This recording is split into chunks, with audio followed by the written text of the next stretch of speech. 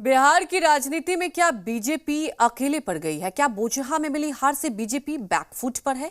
कोई दाव चल नहीं रहा है। सवाल इसलिए उठ रहे हैं कि बीजेपी जो भी मांग कर रही है उस पर विपक्ष तो छोड़िए, जेडीयू दो टूक में जवाब देकर नकार दे रही है और तो और राजनीतिक चहलकदमी में भी दूरियां नजर आ रही है। तो क्या बीजेपी को सियासी मंसूबों पर पानी फिर गया है और वो शांत रहना बेहतर समझ रही है? बिहार की राजनीति में अकेले पड़ गई बीजेपी।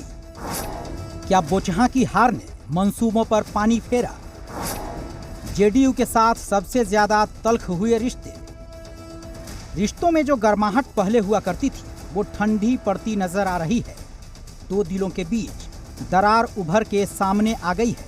तल्खी ऐसी है कि बीजेपी अब बिहार की राजनीति में अकेले पड़ती जा रही है।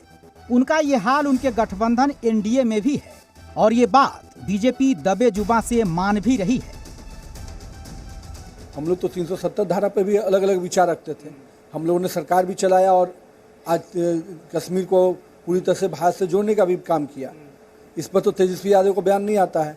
अयोध्या में राम मंदिर का निर्माण का काम हम लोगों ने शुरू कराया, इसमें तो तेजस्वी यादव का बयान नहीं आता है। यह समझाने को और समझने को पर्याप्त है कि गठबंधन में इनके यहाँ कुछ भी ठीक ठाक नहीं है और जो गतिविधियां हैं वो बताती हैं कि भारतीय जनता पार्टी व्याकुल है बिहार में अपना चीफ मिनिस्टर बनाने के लिए और कहीं न कहीं मुख्यमंत्री नीतीश कुमार से छुटकारा चाहती है। दरअसल बीजेपी बिहार में अपना सीएम देखने का सपना देखने लगी थी। कई बार इसे जाहिर करने की कोशिश भी हुई।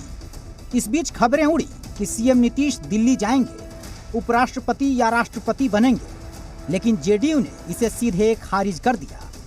फिर बोचहा के परिणाम का इंतजार हुआ। परिणाम बीजेपी के खिलाफ गया तो बीजेपी बैकफुट पर आ गई और जेडीयू ने सलाह दे दी कि बीजेपी को इस पर चिंतन करना चाहिए।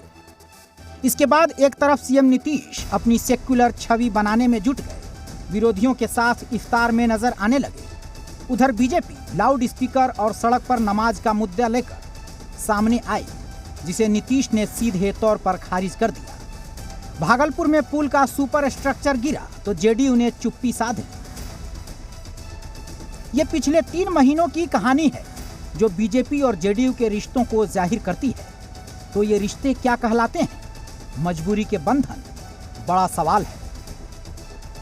बहुत से लोग कंफ्यूजन बनाने की कोशिश कर रहे हैं, पर सच्चाई ये है कि ये मैंडेट 25 तक का है और 25 तक ये मैंडेट को हम बखूबी निभाएंगे भी और मुख्यमंत्री नीतीश कुमार जी के नेतृत्व में ये 2025 तक का टेन्योर कंप्लीट भी होगा।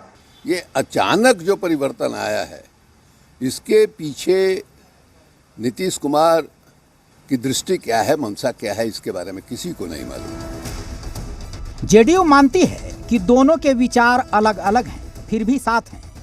तो क्या ये सत्ता की मजबूरी है कि दिल मिले ना मिले लेकिन कुर्सी रहनी चाहिए? आशुतोष चंद्रा, जी मीडिया, पटना।